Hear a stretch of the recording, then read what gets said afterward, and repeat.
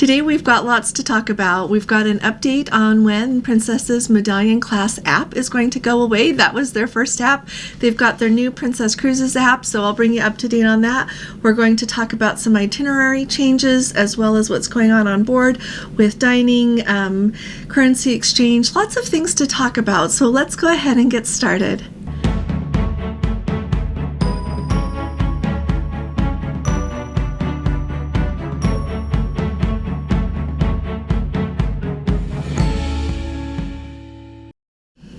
Hi there, this is Allison with Let's Go Travel Tips. Today is Friday. It is January 26th of 2024, and if you haven't subscribed to our channel yet, will you please go ahead and hit that subscribe button. We have an amazing group here, and I want there to be more of us so that we can share more information and have more power as a group to affect good. So also, if you appreciate my updates, would you please give this video a thumbs up, because that really helps us as well. Tonight we are going to do our live. We start at 8 p.m. Eastern Time, and stick with me to the end of this video, and I am going to let you know what the question is we're going to talk about tonight. You can join us to hear what Gordon and I have to say about it, but we look forward to having you join us, so thank you. Now let's start at the top with that Medallion class app. Like I said, Princess's first app was called Medallion Class app, and we had that for a few years, and then on December 27th, Princess released their brand new app that is called Princess Cruises. Now, I would say overall that when I compare the old app with the new app, I do like the new app much better. I feel like they're heading in the right direction, and as soon as we work out a few glitches, I think we'll have a good app on our hands. But as we wait for that, some of us have been still using the old app, and some of us have been using the new app. Now, on the very first day that app was available, I downloaded the new app, and that is what I've been using. My phone still has the Medallion Class app on it, but it's not been working really well, so I haven't been tempted, for me personally, to go back to using the old app. But from what I am hearing, on February 1st, that old app is no longer going to be functioning anymore.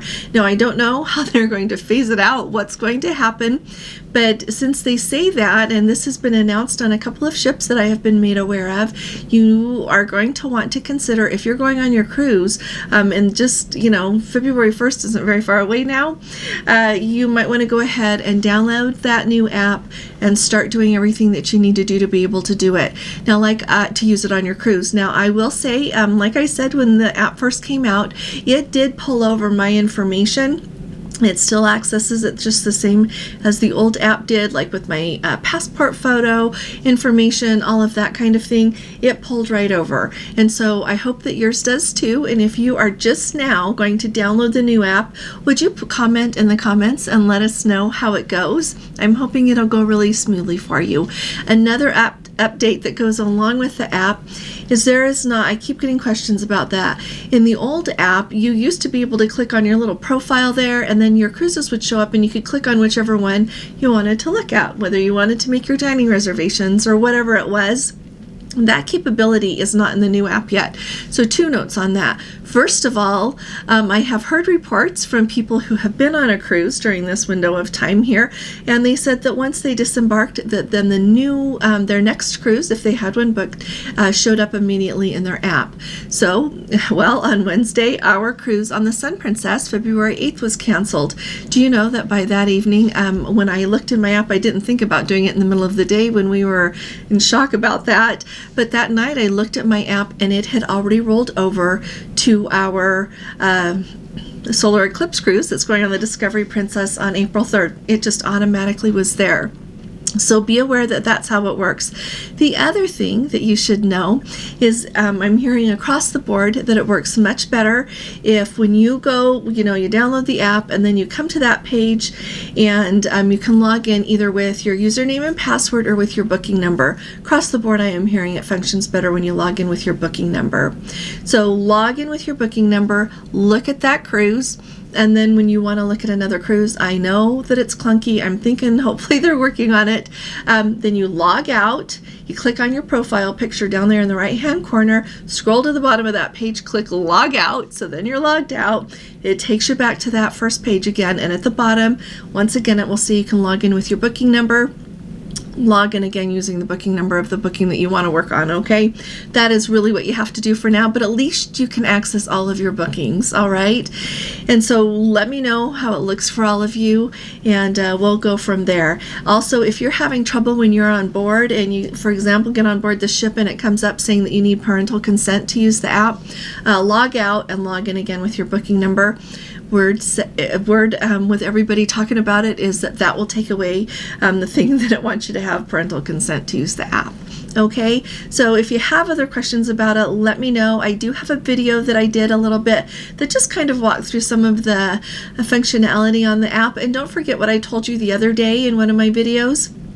Once you download it, just sit down and just scroll through everything. Click on everything, see where it takes you, kind of see how everything works, and then you'll be in a better position to know where everything is, or at least where to look for everything, and be able to use it a little bit easier. I am really excited for when I get to go on my next Princess cruise to see how it comes to life once we're on board.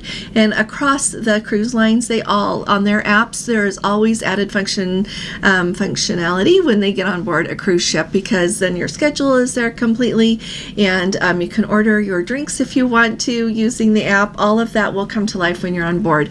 So when I get on board my next Princess cruise, I'm going to sit down for a minute and scroll through it with being on board so that I can see everything that has come in that is available for me to use. I don't want to not enjoy everything I can enjoy when I'm on my cruise.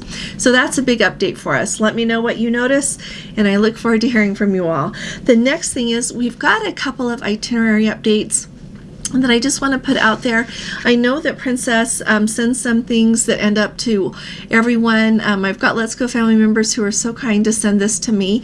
And so first of all, but if you didn't receive it, here you go. On our January 28th, so that's on Sunday, embarkation there in Fort Lauderdale is expected to be very, very, very busy. Apparently, the Princess says with the number of large cruise ships who are supposed to be in port, as well as events going on at the convention center there in Fort Lauderdale, they are expecting very heavy traffic. And so this is a reminder of two things. First of all, add extra transportation time in as you plan to leave where you are, whether you're leaving from the airport or if you're leaving from a hotel there in Fort Lauderdale to get over to the port. Add in a lot of extra time. And this is just a friendly reminder. You know, I think sometimes people look and think, oh, well, the ship sails at 3, you know, I can breeze in at 2 or 2:30. Don't plan on that. You need to have some wiggle room so that if something happens you're not expecting, that you can still make it. I remember not too long ago, maybe it was Tony, anyway, they were talking about somebody who missed their ship. And I know that happens sometimes due to circumstances beyond our control, but sometimes we can plan a little bit better. There's a lot of things in my life I could plan better.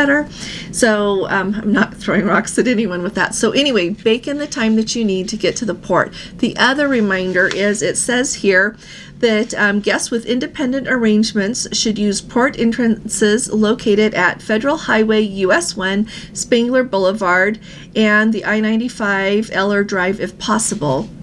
So when you get in your Uber, or if you get in your taxi, and that's how you're going to get there, you might want to mention it to the driver.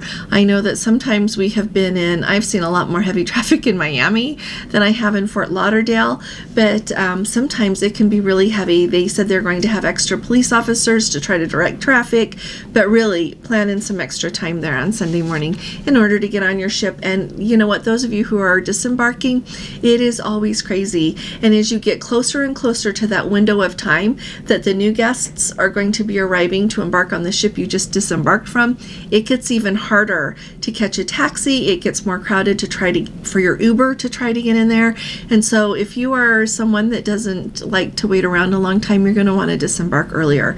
When you disembark, you can walk off the ship with your luggage and be much earlier than when a whole lot of other people are disembarking, so keep that in mind.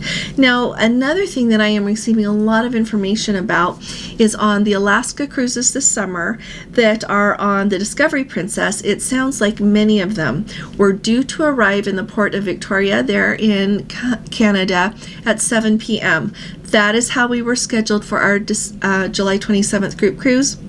If you want to go to Alaska and have a really fun time, you should come with us. So send me an email if you would like to come. I would love to have you. And so Anyway, we are now going to be arriving at 9 p.m. and I've been looking through a bunch of itineraries, and it looks like that is affecting a whole lot of cruises. So if you're going to be going on the Discovery Princess to Alaska and you've got a port stop in Victoria, recheck your times. In the announcement that Princess made about it, they said that if your shore excursion was affected, that it would either be changed or else you would be refunded your money. And so I looked at our shore excursion because we booked to go to Bouchard Gardens, and that excursion was still sitting there. And so I don't know, I hope that they're going to adjust the time later so that we can go. If you are going to Victoria on a cruise ship and you're getting there late, don't think that all is lost. When we went last year, we went ahead and did the excursion with the ship to take us to Bouchard Gardens, and it was spectacular. As we were getting there, it's going to close at 10 o'clock, but they keep it open for everybody who is with the excursion from the cruise ship. And so in we go, and we had just a beautiful evening walking around. Bouchard Gardens has the largest in-ground lighting display in North America.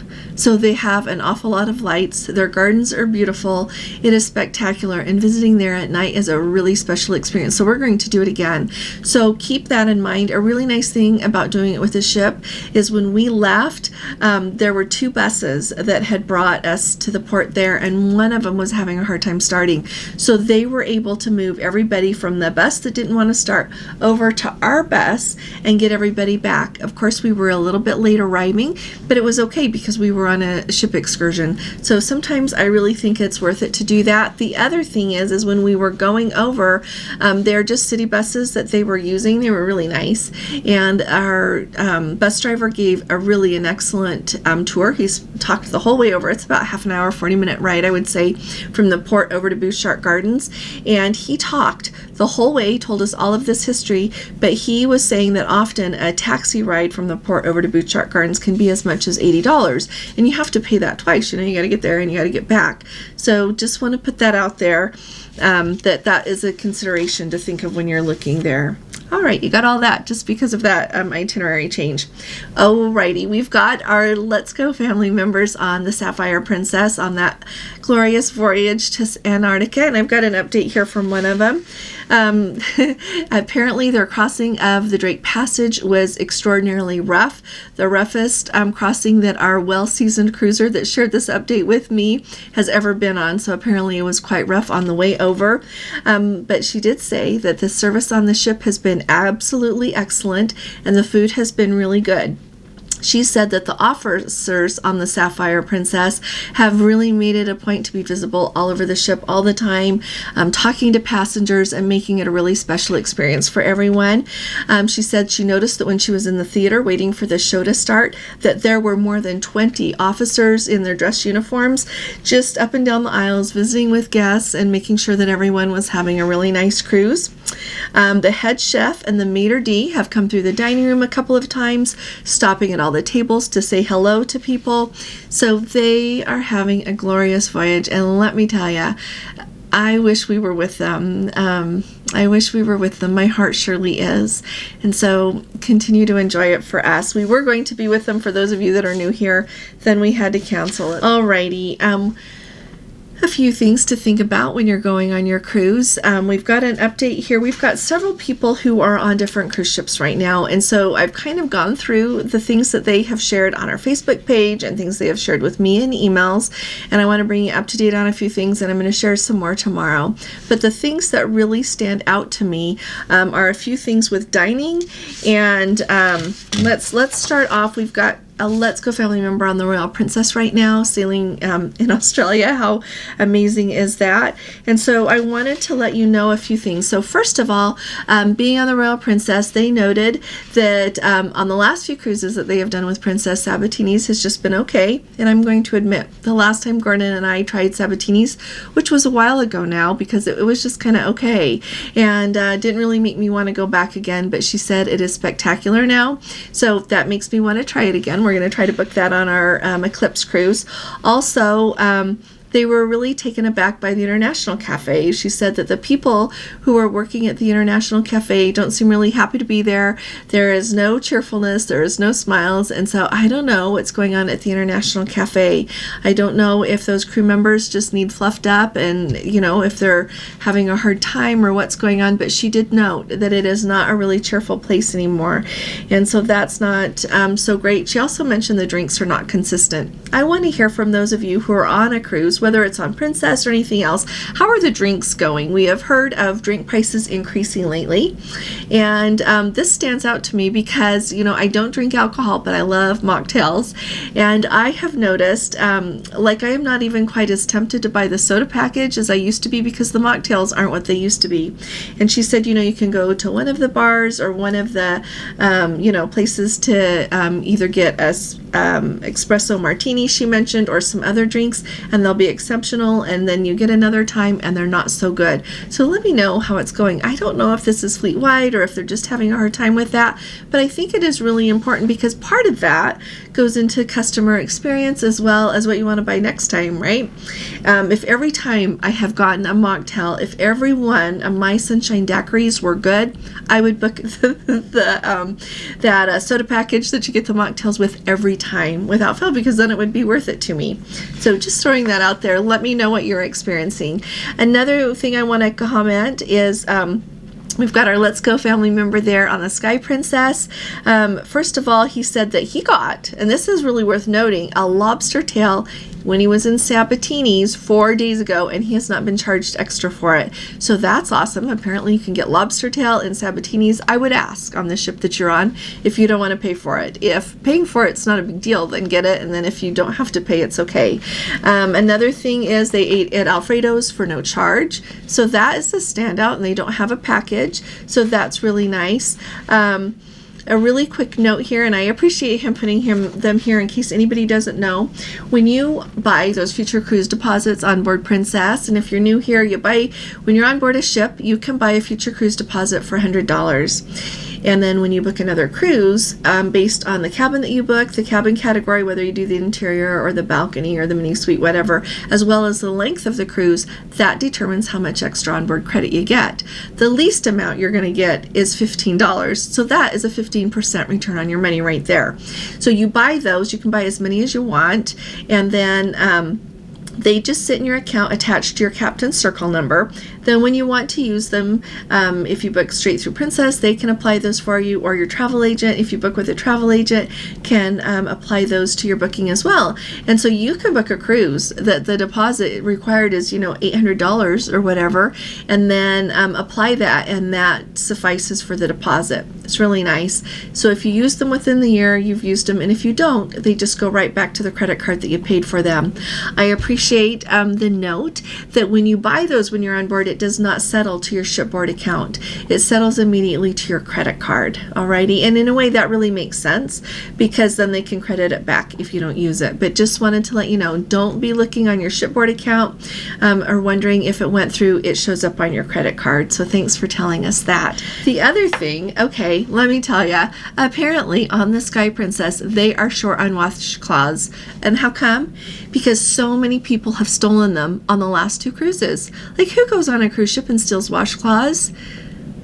I'm a little taken aback by that. So that was just an interesting point. So just want to put that out there.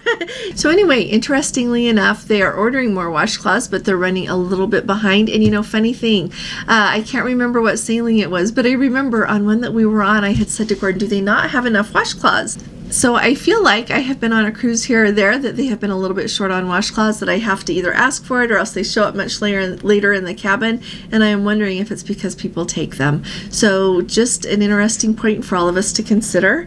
Another update really quickly here I've got for you involves currency. Now, I told you, I mentioned it a couple of weeks ago, I feel like, that Norwegian is no longer going to be doing currency exchange on board their ships. Now, we've got a Let's Go family member who is on the Royal Princess, and remember, they are sailing in Australia. And so they won some money in the casino, and they wanted to exchange it for US dollars. So they went over to guest services and made the exchange. They said, I would just like US dollars for this. They made the exchange, no big deal. A few hours later, they're in their cabin and they get a phone call, and it's a person from guest services saying, you know what, we're not supposed to exchange that. Will you come back? And he's like, well, no, it's been done. We're done with it. But just a quick note to all of you. So, and as this Let's Go family member said, from now on, they'll just know that when they win something in another currency, just take it home and exchange it when you get there. So I just wanted to put that out there. Another thing to keep in mind is if you live in a really small place and there is not a bank close to you that does currency exchange, you can exchange your money like they have those currency exchange places in the airport. I know the rates are not quite as remarkable as they are if you just go to the bank, but I just wanted to put that out there. If you live in a remote area and it's hard for you to exchange currency, just kind of think of the travel areas that you can do it. In large cities, they also have exchange places as well if you're somewhere after your cruise, but sometimes we just go to the airport and fly home. But I thought that was really a worthwhile comment and something to let you know, so I really appreciate that. Now, the last thing that I wanted to tell you about is an update. I've been talking about those Caymus winemaker dinners that they are offering on board the ship. I believe they're $139 a person, and I really appreciate a Let's Go family member put on our Facebook. They said the Caymus wine pairing dinner on Ruby was the absolute best meal we have ever had on any cruise ship. It is a significant charge, but it is worth it. And so if you want to go ahead and Gordon will pop those pictures up here. If you want to see anything else on Facebook, come and join us. We'd love to have you. Now, this evening we are going to do our live, and I've got a question for you, something that we're going to talk about. And here's the question for tonight's live. We're going to talk about the Sun Princess and how many hours do you spend preparing for a cruise? So if you want to hear what Gordon and I have to say and how we do it, come tonight. I'll look forward to seeing you there. I'll look forward to seeing you here again tomorrow, and I'll be talking to you all again really soon. You all take really good care. God bless you. Love you. Bye-bye.